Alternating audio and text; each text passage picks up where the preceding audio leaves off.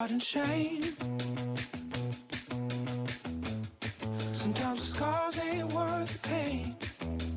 Hit 'em where it hurts 'em. Can't stop the rain. Let the money burn, feed the fame. We don't give a damn about it. I'm an outlaw, cooler than the West Coast. I'm a young gun looking for the smoke show. Quick to draw and I shoot to kill. Do it all for the thrill of it.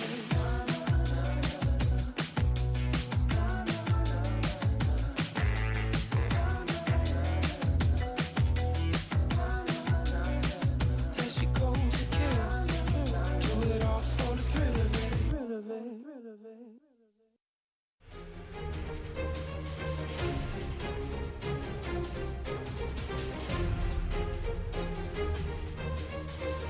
Welcome, ladies and gentlemen, to LCK Spring 2020, and we have a very special broadcast for you today. I'm not joined by LS as usual. It is going to be the notorious BV on my left side. Not entirely sure what that stands for. We'll have to figure it out after the first game. But I like Batman vibes. That's my favorite one out of the ones we talked about. We talked about a lot of BVs. yeah, there are a lot of different them. BVs. Yeah. I feel like there are more than LSs. I don't know. Actually, that can't be true because the V is probably not as popular. Yeah, but it's not as good as that one. But there Yeah. are certainly, like, Bloody Villainous is pretty good.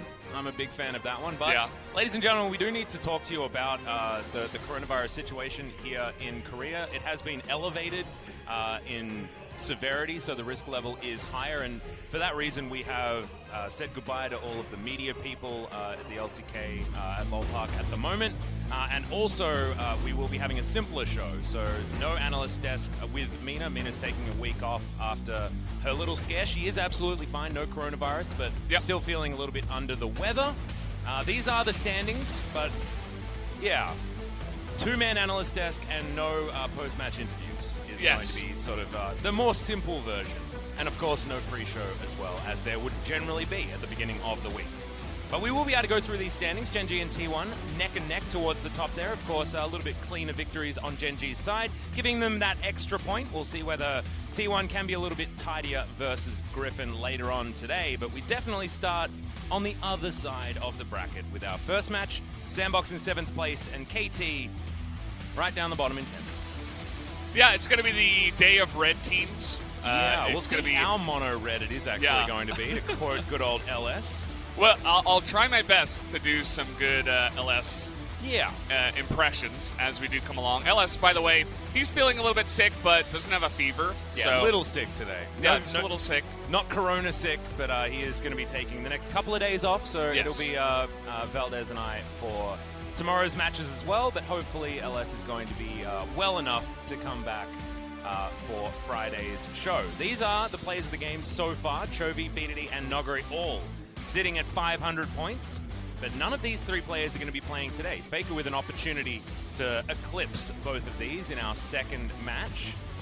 But we'll see whether KT and SANDBOX is going to bring us anything interesting, because I actually think that this match is it's sort of two teams that are on the up, actually. SANDBOX coming off a victory, and KT also finally able to get their win against a freaker of all teams. But having a look at the most picked champions, no surprises here, as Soraka has skyrocketed in the last week, and we'll see whether that continues to be a popular pick during this week as well. Yeah, I think the only thing here that might stand out is the Jarvan there at the bottom. You'll notice 15 games in week 3. Yeah, I believe that is. And this guy has been popping up a ton. He's liked by actually a lot of our top junglers as well. Clip definitely standing out as one of our Haru, best. also another guy who's been jumping onto that one a lot. Ornn, not very surprising there either. 9 and 3.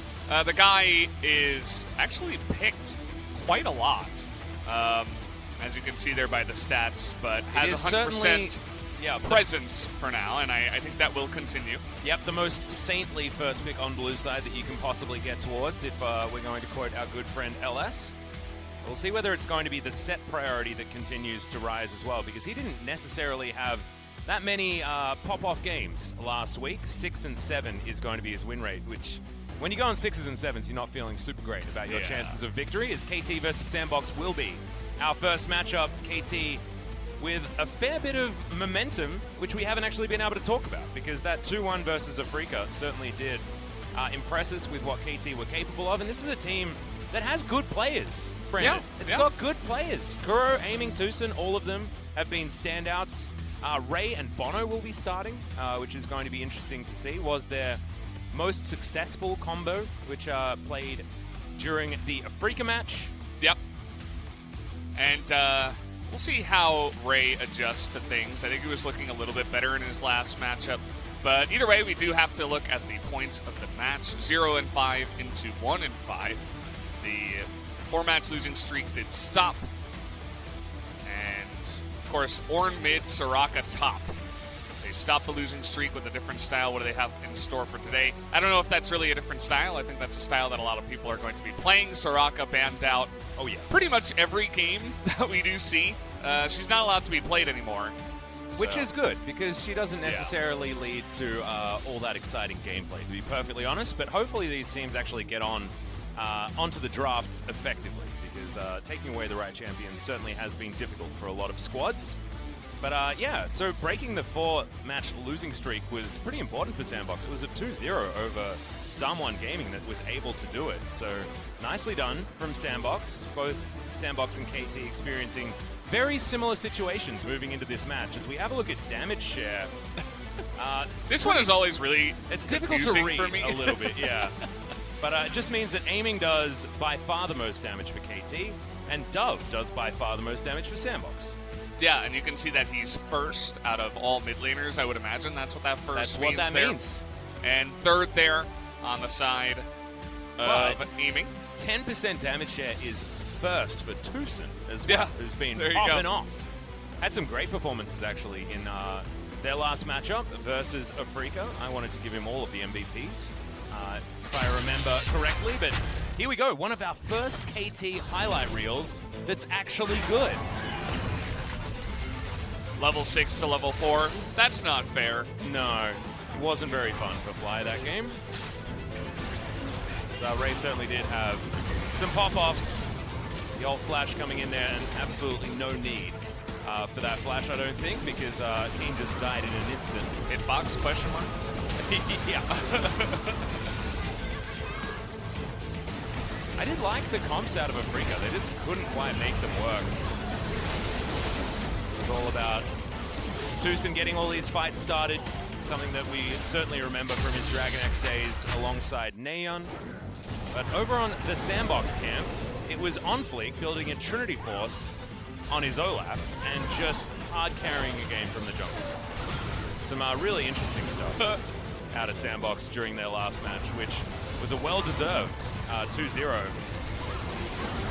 And Summit actually making the Gnar counterpick look like a counterpick. Yeah, first time. I think that was having success here in the LCK. Yeah. And some really depressing re-entry into fights and stuff like that. It looked like Damwon were on well and truly different pages during this series. But SANDBOX certainly are turning things around, so we can focus on the positives here. Because this is a SANDBOX that now wants to augment their last 2-0 with another one. Yep.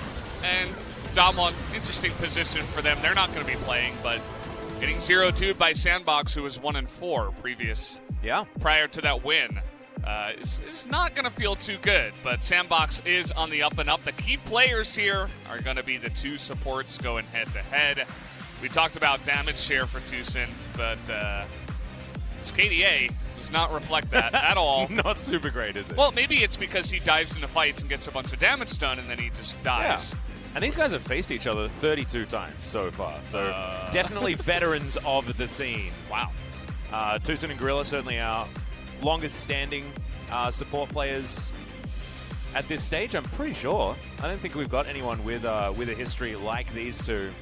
So it will be exciting to see who's going to be able to come out on top. Tucson, I feel, had Gorilla's number towards the later stages, but Gorilla, especially during his time on the Rocks Tigers and into all of the successes that he was able to achieve, certainly has the early stages of history over Tucson. Yeah, you can see that even though he's on a struggling team, he's still up there in terms of KDA. So kind of interesting to see how he's been doing here in the LCK. On his return, seems like he's fitting in quite nicely. Yeah. If their team could just turn things around, which they might be able to continue their streak here against KT. It's actually really cool because we've got both of our returning Tigers in this match. It's Kuro returning from China and then, of course, Gorilla returning from Europe, where he had his stint on the Misfits. Sort of a lot of very sad gorillas being tweeted out by Pub Smithy, and now, thankfully, we don't need to have any sad gorillas, especially after their victory over Damwon Gaming. Yeah. And you'll notice the players are just sitting down. There's no player entry today. We're trying to avoid as much contact as possible and keep things as safe as possible for all the people that do have to come down here to the studio and do their jobs. The players, us included, all of the staff. So please understand while we handle this. It's red level, right? On the alert. That's red level alert, red scary. level teams that we have in at the moment. Maybe mono red drafting, which is absolutely what SANDBOX are known for. And Bono is certainly no stranger to that as well. In fact, Bono versus OnFleek is a really interesting matchup. These are our two Olaf pickers. And Jarvan will certainly be up there as well. We saw him on our list of champions that have certainly rocketed up in the priority. And Zoe going to be taken away from Dub. Intelligent ban on the blue side from KT. I do want to deny that from Dove. And we have been seeing on the red side bans of Aphelios, Soraka, Yumi, Ornn from time to time. But the Soraka's actually going to be banned out here on the red side. We have seen this a bit where teams don't necessarily want to first pick Soraka. Yeah. So they just ban it away on blue side from time to time. As Ornn is going to be another ban here, continuing that 100% presence. And definitely not going to be present in this game, as it has been banned away. The last ban to come through from SANDBOX now, likely to be something like the Yumi, as Olaf bites the dust. I actually really like the blue side Soraka ban. We sort of were talking about not liking it last week, but I like it if you're planning on first picking either Set or Ornn, because she really does give those two champions a hard time. There is the Yumi that we were expecting, and now KT will first pick the Set. Yeah, I don't know. Or the Nunu, or the Nunu and yeah. Willem. Yeah, we haven't seen that, but maybe today's the day. If Ray wants to do a little bit of trolling, they're considering taking MF here and giving the set away. I know LS is watching from home. I feel like that might make him pretty happy. But how about Jarvan? We talked about this guy having more and more presence. He's going to hop in as a first pick for Bono, and we talked about that. Bono loves his J4. Hasn't necessarily had the best performances on the J4, but Summit now thinking about a center. This will likely be going over to Gorilla, as it is 10.3. And it could just be center misfortune. We could lock that one in right away. But no, it looks like 80 carry center. No. Surely not. SANDBOX just...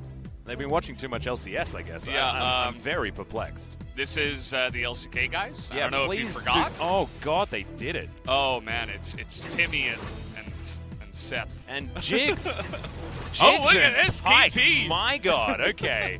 KT, Tucson's just like, well, if you're going to have all of that gray health and you want to play this non-interactive game of League of Legends, Gorilla, I'll bring it to you. As two gentlemen of the Shadow Isles will be going head-to-head towards the bottom side of the map. But Timothy Kenshin's is just not the knight that he used to be, you know? Yeah. He fell off a cliff. Has been downgraded for sure. As you talked about jungle matchups, we're going to have Lee Sin up against the J4, as Lee Sin is picked up here for OnFleek. Lee Sin hasn't been having too much success, actually. It's 10 and 15, 40% win rate. But, of course, Lee Sin and our amazingly talented mechanical junglers, they're going to want to pick that pick up from time to time. Yeah. Echo going to be the first ban here. Kuro's certainly been playing a lot of it. It could be the Ziggs Pike bottom lane out of KT here. That's why you see mid laners being banned away. Because, of course, Kuro can play the Ziggs, but it certainly is flexible. And aiming did like his awesome dudes back in the day. And by back in the day, I mean last year. Not necessarily Feels so long that ago. long ago, yeah. Another mid laner, LeBlanc taken off the table here. We talked about mono red. Certainly a lot of action can be made with the champions that KT has. Pretty safe for the bottom lane so far for SANDBOX, though. Yeah, it's not looking too mono red yet, but if we see the Aatrox come in as the next pickup, then we'll know that SANDBOX are certainly back to that mono red style. You talked about what's his name? Seth. I don't know why I keep wanting to say Seth. Seth? Our just friend miss Achilles. Achilles. Shout out to him. But yeah, he actually has fallen in priority in this draft. Might be one of the first times we have seen that in a long time here at the LCK, but he is going to be banned in the second phase, which generally does not happen in the LCK. Well, Talia being looked at. 3 seconds to go. Syndra would be the more safe and comfortable blind pick here, and that's what they're going to go for Dove, most likely. Aiming, locks away the Rumble. Another flexible pickup, but likely going to Kuro. And Tusin's now going to lock in either an AD carry or something else, and then we'll have to work out where all of these champions are going to be shuffling off to. Yeah, we have been seeing a little bit of mid-Ziggs. I think, who is it, Chovy? Yeah, Chovy having some pop-off games on it. Yeah, so it could still go there, but it doesn't look like that's going to be the case for this game, unless they want to do, like, Aatrox Pike in the bottom lane, which, I don't know. You talked about it being flexible. Could possibly happen, but SANDBOX is going to say that Aatrox is going top. I want Rumble Pike bottom lane. That's what I really want. I want to see Rumble in another position, in now the awesome dude position. Certainly is a possibility. We could also do Pike Rumble. Yeah, 80 carry Pike. Yeah, you could do both of those. Mix it all around. So we'll see where KT do decide to put things, as Kennen has been locked in here from Summit. Summit's like, well, I guess I'll probably be up against an Aatrox, and let's pick a ranged matchup into it. Haven't been liking Kennen so much, as SANDBOX have, I don't want to say boring draft, but that's sort of what I want to say, whereas KT have been experimenting with where they're putting their champions. And it was what we expected, the Rumble in the mid lane and the Aatrox top, with our Ziggs and Pike bottom lane, which will rip through turrets. Like this, with the satchel charge, oh my god. It's going to be a lot of fun. They do not have much range outside of the Ziggs, so it's kind of interesting where 4 champions are either melee or they don't really have much range at all. And then they have Ziggs, who has a ton of poke and a ton of range to add to the composition. And as you mentioned, you can get really aggressive and take down turrets and take the map really early on in the game. As you can imagine that they're going to be feeling pretty good at around 1 or 2 items. Yeah, this is a mid-game competition, absolutely. But I think they do have a lot of gears moving into later stages of the game as well, with their long-range engage, reliable engage out of something like the Jarvan with the equalizer over the top of it. And they can fish with bone skewers and things like that to try and get picks around their siege moments. It's compositions like this that we'd normally say they'd have difficulty taking turrets, but if you put a Ziggs into that equation, it really isn't the case. Changes everything. Yeah. With that one champion put into the mix. Happy that he's getting to see more play nowadays. I'm a Ziggs fan myself. Me too. I'm a bit of a fan of the old Ziggs, so very happy. Got to remember his ability names. What was Hextech, Minefield, and the Bouncing Bomb, Mega Inferno Bomb. Mega Inferno Bomb. Mega Inferno Bomb's a good one. Yeah. Do you remember when Ziggs and Jinx were both played at the same time? You got the Super Mega Death Rocket Mega Inferno Bomb combo? Yeah. It's just a lot of explosive conversation. Yeah, but now Ziggs has taken Jinx's spot in the bottom lane, and it's going to be played by aiming this time around. Tusin walking real slow towards his bottom lane after he backed to get his sweeper. Has taken Predator this time around with the Cosmic Insight actually coming through from the Inspiration Tree. We often do see the more tanky option, but not going to be the case. Is 5-0 for Look Tusin. at this stat. Yeah, that's not bad. It's hard to do that in a professional league, to play 5 games and win every single one of them.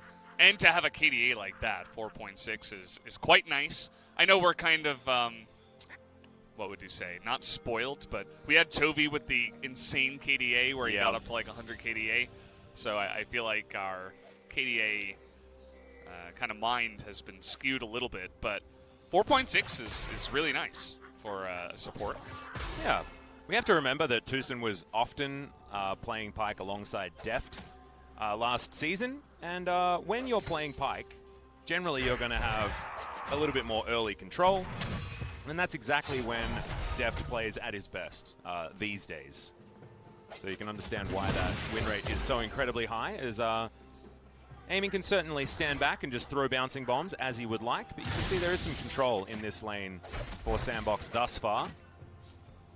I think the question mark for this game is going to be, will KT's creative draft be able to get over the line against a very, very standard, we're going to try and win our lanes, we've got an early pathing jungler, and hopefully just eke out advantages enough in the early game to have just an advantage and can close out relatively early on SANDBOX's side.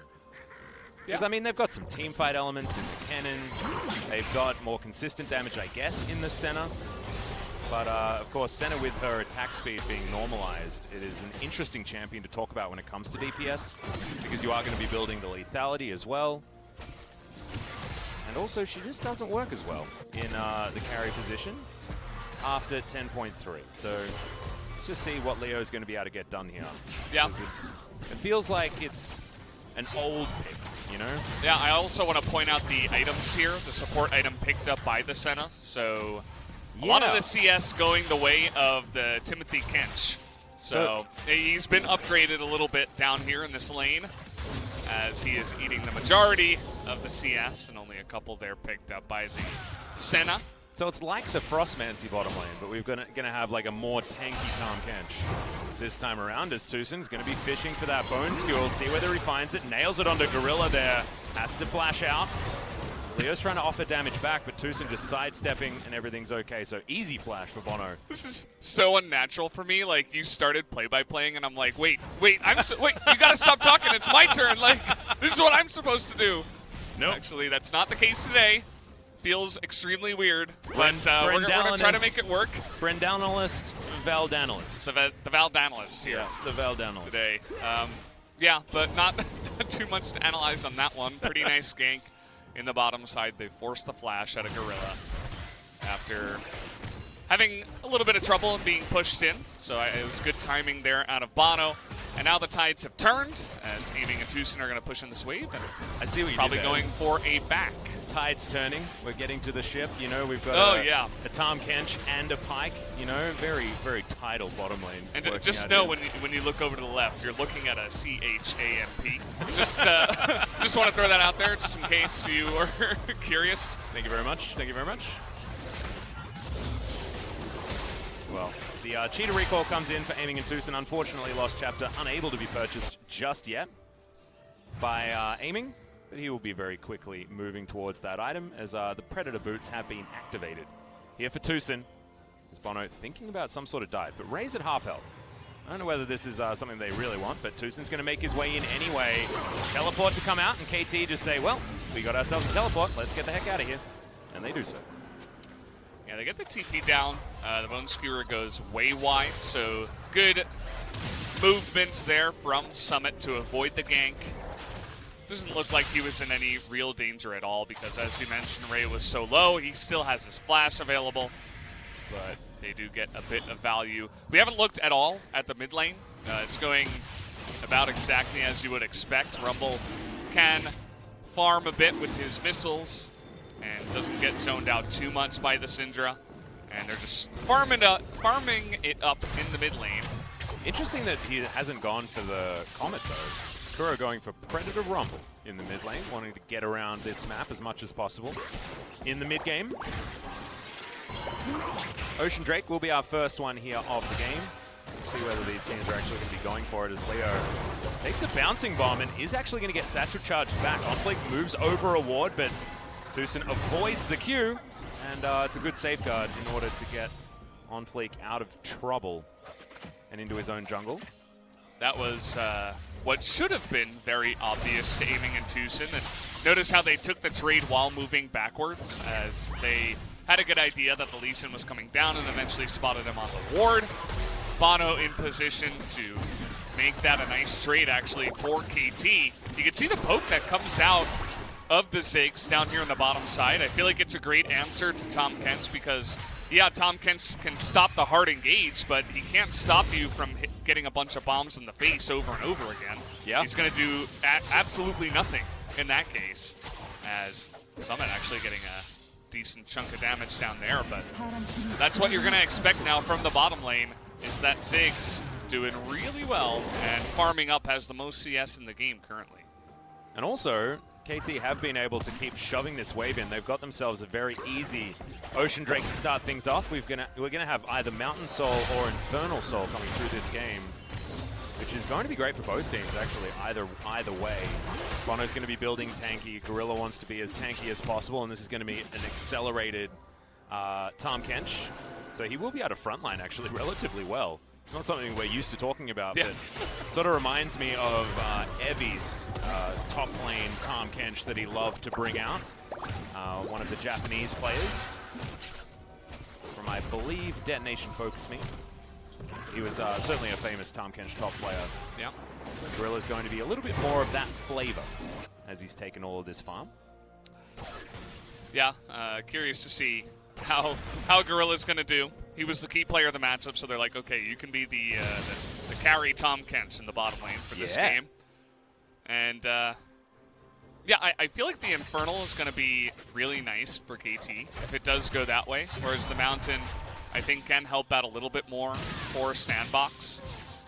Obviously, there's a nice amount of burst with the Syndra and the Kennen, but dealing with that engage you were talking about with the Cataclysm and the Equalizer all on top of each other, those extra resistances are going to be quite nice as they are looking at the Rift Herald now.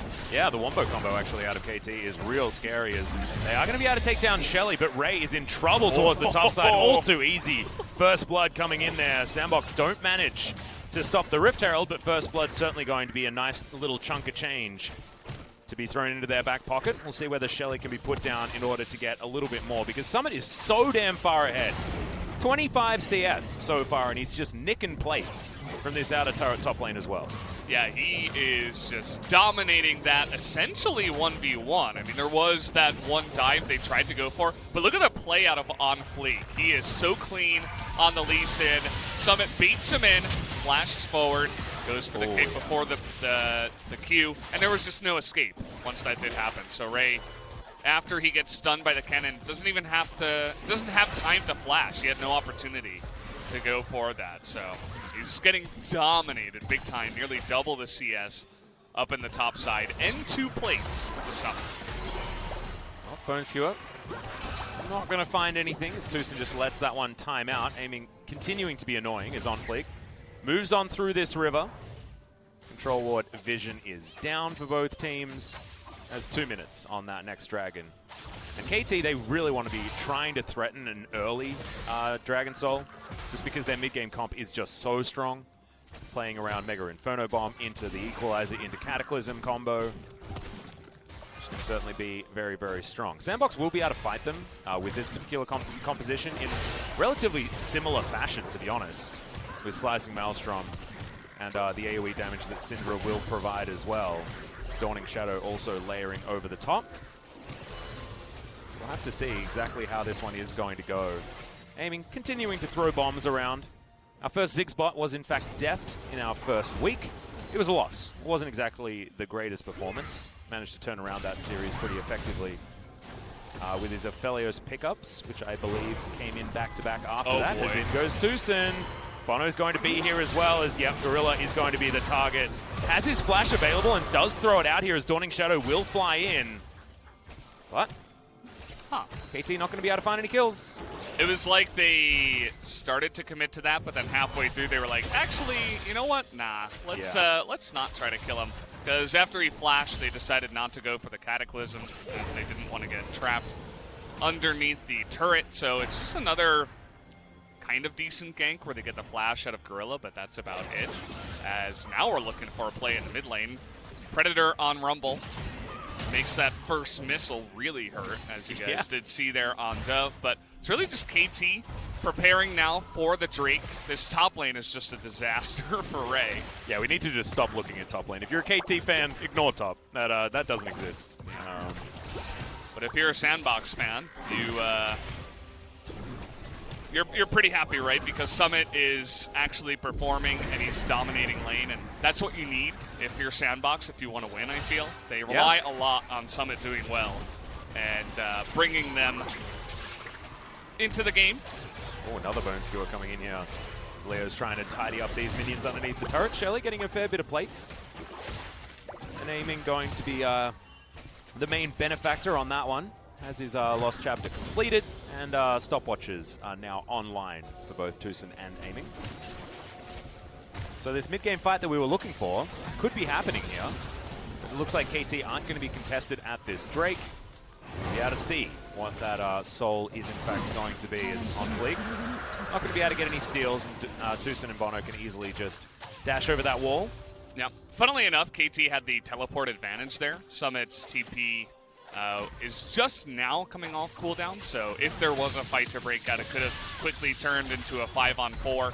And this is something that our good friend Larry Seinfeld talks about from time to time, where maybe you want to let the enemy team take that cloud so you could potentially stack up 4 of, either Infernal or Mountain. Yep. You can get the extra Drake that way. But I don't know. They just decide, the cloud isn't important enough. We can fight a little bit later on if we need to. We'll just continue to scale up and see if that helps us out. Well, so far, just haven't had all that much action. That first blood did go down while Shelly was being taken, and it looks like KT have wrestled back some sort of control. They are down by a little bit of gold, but isn't too much to worry about at this stage, as all of that gold lead is basically Summit. Absolutely. He's just dominating up there. He didn't end up picking up the kill, but he has quite a large CS advantage, which is more than the gold of 1 kill. Yeah, 40 is just a big lead. The Little Cannon has himself his Sork Boots and his Proto Belt.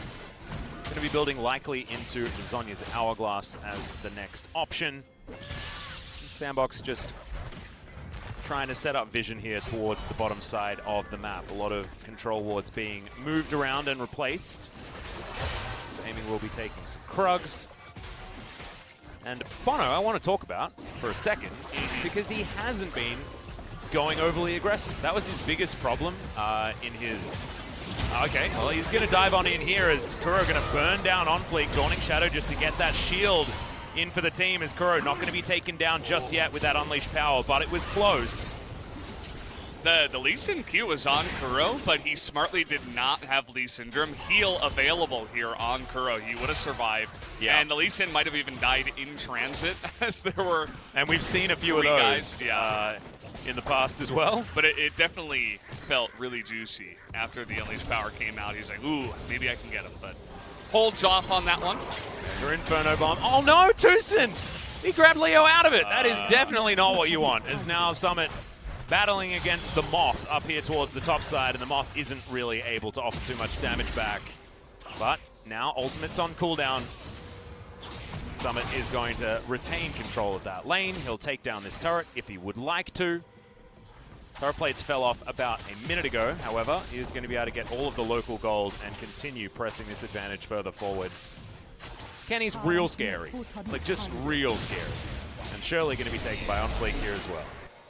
It's pretty gross, the advantage he has amounted to here. It's over 50 CS now in the difference at 15 minutes. That doesn't really happen that often, so he's enjoying it. Speaking of CS, Dove has a lot more than 10 CS a minute here with 176 before even 16 minutes. He's got a gold bounty after doing nothing so far this game.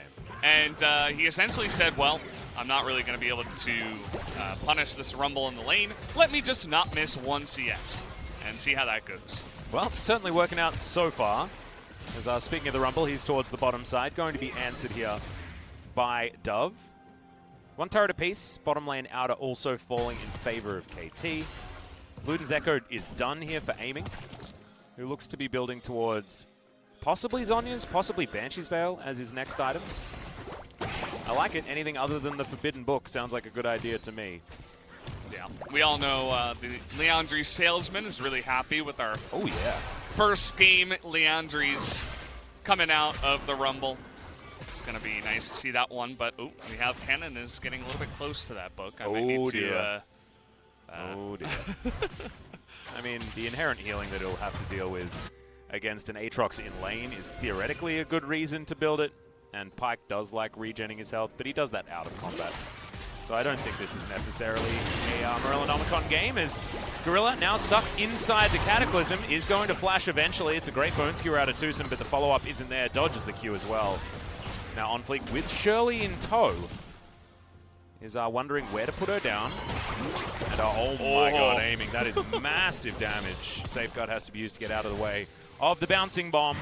And that's why Ziggs is a fun champion, especially when they're trying to set up. Well, Gorilla's going to get stunned up. Yeah, Mega Inferno Bomb comes down. Leo taking a fair bit of damage as there's the equalizer. Gorilla has to walk over the whole thing, and Tucson is very hungry for a death from below. He can't quite get there into the back line. Now underwater, on fleet coming on in, Summit looking for an engagement opportunity, and the stun lands onto Bono, but nothing else is going to come forward. The poke damage is just too much as Duff getting burnt down, has to flash to get over the wall, and now Ray wants his turn to get that flank. Dragon is live, and KT thinking about moving on over there to try and take that one down, as SANDBOX looking at that outer turret in the mid lane. Back comes in for aiming, but he's not going to be at this outer turret in mid. We're at sole point now for KT, but they trade it for their outer turret. What? I don't know if that's a good idea to just trade the turret for the Infernal Drake. It was 5 versus 4. I don't know if SANDBOX knew that. Maybe they assumed aiming's TP was up. He had to go back because he had no mana. And really, it was all aiming that kept them in that fight as well. The poke was insane. Yeah, he's super 2 good. levels up, actually, on Leo and Gorilla. You know, regardless of which one of those guys down there is the support or not, he's beating both of them by a large margin, but I cast a cursed him, he missed the cannon. Oh, disaster. But it really is that poke from him and the Rumble, which is just making things really hard for SANDBOX in terms of going in for the fights. But from what we knew, having total information, I feel like they easily could have taken the fight at Infernal and then moved into mid lane and taken that. But as it stands, an Infernal Drake goes the way of KT, which is massive. Especially because they're on sole point, as you mentioned.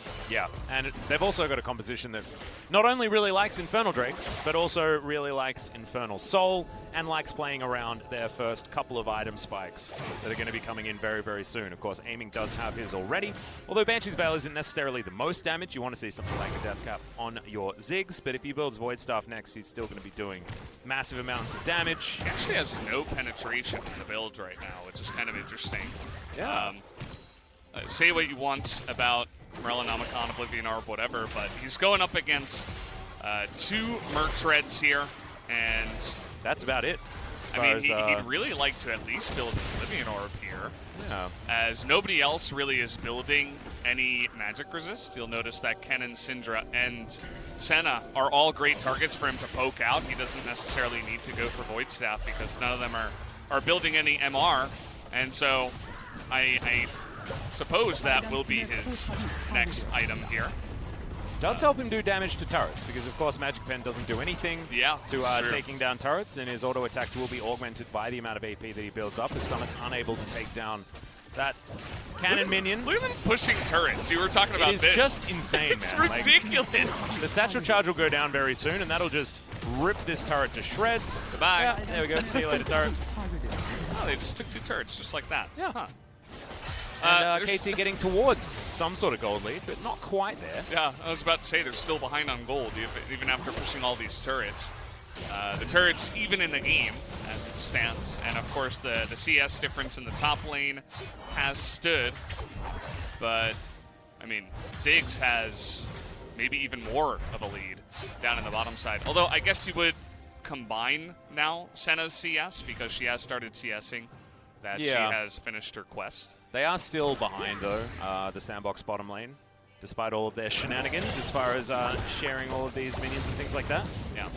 Still curious what the Tom Kent is really going to do with all that farm. Well, he's going to build a redemption. Yeah. And then move into what looks to be Righteous Glory. The old Righteous Glory, yeah. A little bit of engage potential now for Gorilla. Haven't seen too many death from belows yet. Tucson unable to get all of that extra gold for his team. But the fact that they do have these like massive wombo ultimates, it'll mean that the gold swing, if KT ever do get to that team fight that they're looking for, is just going to be huge. So here, Tucson not going to enjoy taking that off to the face, but otherwise will be all right. And we really have not had too much action in this game. There's been a lot of poke, and I think that makes SANDBOX not want to fight until we get to a later stage in this game. So Aiming's just been having a grand old time throwing out a million bombs, and he's going to have some insane damage numbers when we do check the damage charts. But really, the main focus now is that Infernal Soul. If Ziggs and Rumble can get Infernal Soul, I mean, those are probably two of the best, if not the best, to get that kind of soul on your team. So yeah, Amy's going to have Luden's Echo, AoE proc. He's going to have potentially the Infernal Soul AoE proc, and then also a Comet. Like, there's going to be so much damage layered down even after the bouncing bomb connects. As you can see, 25 seconds on fleek, looking to try and bully Bono around a little bit, but Gorilla has to devour. I really like the redemption first because you can negate a lot of the poke that does come out from the Ziggs. But notice how KT are taking this. They're not fully engaging. They're just allowing Aiming to do this with the blue buff and poke them out before the fight even begins. It's exactly what this comp wants to do. And then you can follow it up with the Cataclysm Equalizer when you decide that you have enough of a life lead. With this Banshee's Veil on Aiming as well, he's so safe to just throw this poke around as Summit in position for a flank as Ray might be in danger, but throws down his control ward, and SANDBOX have started off this Dragon. They do not want a 50-50 this one though, as Ray looks for Summit. Summit slicing Maelstrom at the ready, but not exactly with targets that he wants to be locking down with that for the moment. Dove's Banshee's Veil comes back off cooldown. Does have some long-range engage of his own on Dove's side, but still, this is dicey for both teams. I feel like it's especially dicey for SANDBOX. Ziggs is amazing at stealing objectives if you have good timing. Well, we're 50-50ing. It is going to be taken there as Bono dives on into the backline. The equalizer's laid, but not quite well enough as Summit gets in, but isn't able to get the damage. Takes down Tucson, but he'll trade his life away. Ray flashing out of this one on fleek towards the bottom side, but he's just looking to go home. They do stop the Infernal Soul. But KT able to take probably a little bit more with the cannon kill as opposed to the pike kill on the side of SANDBOX. Well, they take down Summit, who looked like he had pretty much the perfect engage, but there was zero follow-up from the side of SANDBOX. He went in alone, he kills Tucson, and then he's 1v4, as everybody else was dealing with an Aatrox in their back line and having that trouble. But I love how SANDBOX got in and got out. You know, the kills don't really matter. They deny the soul, they get it, and then the call is everybody run, except Summit. Summit will, he'll be the guy that keeps them off of you. And he did that quite well here, as the majority of SANDBOX are able to get away. KT can't turn this into a Baron, or even, I think, the mid-turret, which stays alive. So overall, a pretty big win for SANDBOX. Yeah.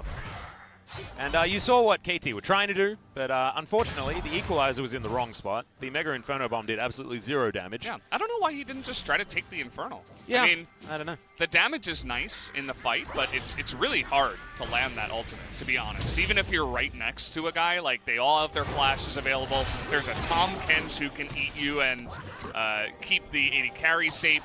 I'd say you just try to use that burst and take down the Infernal, but you don't go for that. There's a Cataclysm. Gorilla just going to devour Summit out of it, and the Bone Skewer going to go wide there as well. So Bono didn't have to invest his flash into that one. Summit also didn't have his available, but they are going to be absolutely fine. On fleek, finding Aiming there with a Q, but Banshee's Veil is going to stop any sort of follow-up from the Lee Sin. Is on fleek, thinking about diving onto Tucson. Teleport to come in from the flank. Slicing Maelstrom available, no flash, remember. As Summit, he presses his R button, but I don't know whether it's quite going to be enough. They take down Bono. That's going to be the first one, but the team fight not necessarily at the level that the Cannon wanted. But maybe with that one kill, they will be able to move over to a Baron. Taking down the jungle is certainly an important situation for that one. Bomb. I love the sounds. It's so good. Yeah. Oh, he's actually going to find Deuce in here. Yeah, but he's able to dive his way out. A little bit unfortunate, but unable to dodge that one. Is now aiming not enough damage either. It's a decent attempted outplay there from Tucson, but couldn't quite get there in the end. Kind of looked like On Fleet curved his Q, really just threading the needle there. As we saw, Aiming was trying to block. We're going to take a look here at the replay. Aiming says, I can get out with my nice little satchel. And then everybody finds Bono, and they say, well, we have enough burst damage to take him out. Syndra wasn't even there, and they were still able to do that. Tucson trying to take down a ward in front of the Lee Sin. And watch Aiming try to block it, but just be too late by about 0.3 seconds. 나이스 장겸이. Yeah, I like the 어디 curve. 감히 대황 근본 정글님한테 서포지 덤벼. 아 이거 캔 찍은 몇 초? 나 없어 3초. How dare a support go into the jungle? Is that what he said? Yeah, supports. Get out of our jungle, says On Fleek, who's having a nice game of Lee Sin. He's got the majority of the gold, actually, from the kills on his team, which allows him to get a stopwatch. But not only that, he has a Hex Drinker, which makes him really, really just able to avoid all of that upfront damage that KT do have. So he's going to be a Lee Sin that's making plays and not scared to go into the back line, and one that's tanky enough to not just get poked out before the fight even starts by the composition that KT have. Well, SANDBOX, their pretty cool, calm, and collected composition that they've put together for themselves is working at the moment. 3,000 gold, the approximate lead, as we look 30 seconds away from another soul opportunity for KT. SANDBOX, the more they stack up these Infernals, though, the more valuable they are going to be.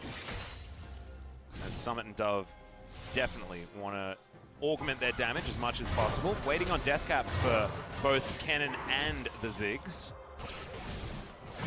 As death cap is completed now for Aiming. That's so much damage, especially to turrets at the moment.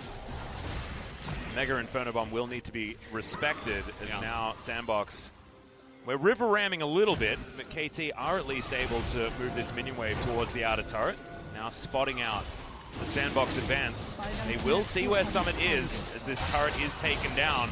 And now Bono looking to try and steal this one away. Oh, the scat of the week is so damn good. And there's the Dawning Shadow. The second Drake for SANDBOX will be taken down. Dragon Soul is denied, but can KT actually win a fight is the question. Equalizer on cooldown, as is the Mega Inferno Bomb, as Ray has to flash to try and get out. The kickback onto Kuro is so beautiful from On Fleek. Tucson taking the damage, even lands the Q over the side.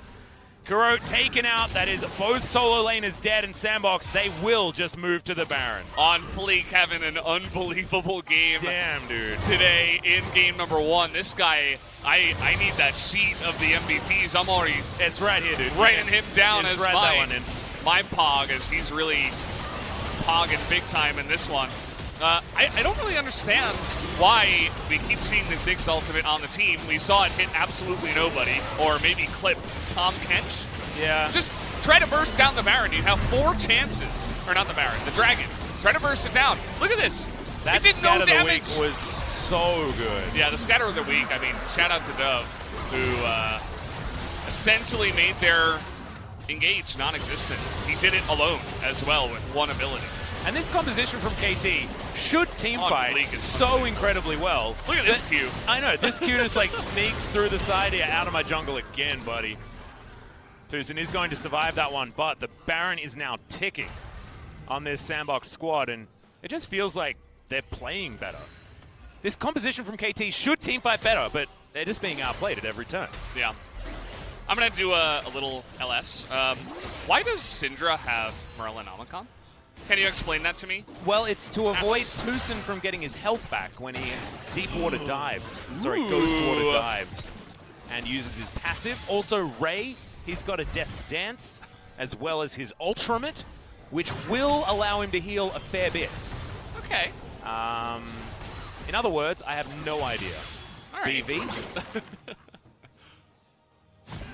On Fleek, just clearing our vision, not afraid of anything at the moment. As is Dove. I mean, man, the Scatter of the Week's certainly working out here as SANDBOX's push is aggressive towards the bottom side of the map. The bot duo now in mid, moving towards this inner turret as well. But look at this, the turret, as soon as Summit gets near it, he's got so much AP, he's really ripping through. Double siege minions as well, just going to get to work as there's the Cataclysm from Bono, but Devour is there. It's not the engagement that you necessarily want. Bouncing Bomb going to come in as Ray. Hello. Throws in the ultimate, but OnFleek's just going to remove him from this fight. He's taken out, triple kill on the back line for Summit also, and Tucson, he's running the opposite direction because he knows this game is over. The game has ended just like that.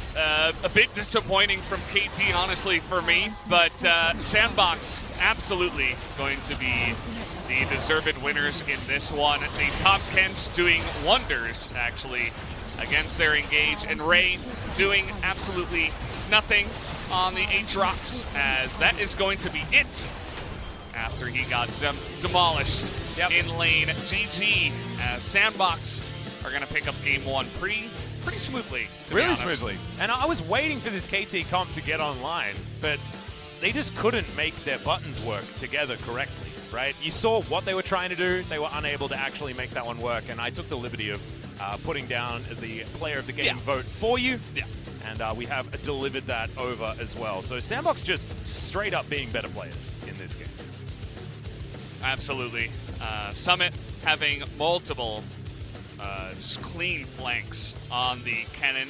I feel like he might earn player of the game, but I think the vote should go the way of OnFleek. Oh, 100%. See, cameraman is biased, zooms in. I know, on right? Summit. By the Not way, bad. it looks like he's been working out recently. He's, looks pretty always strong. been pretty built. Yeah.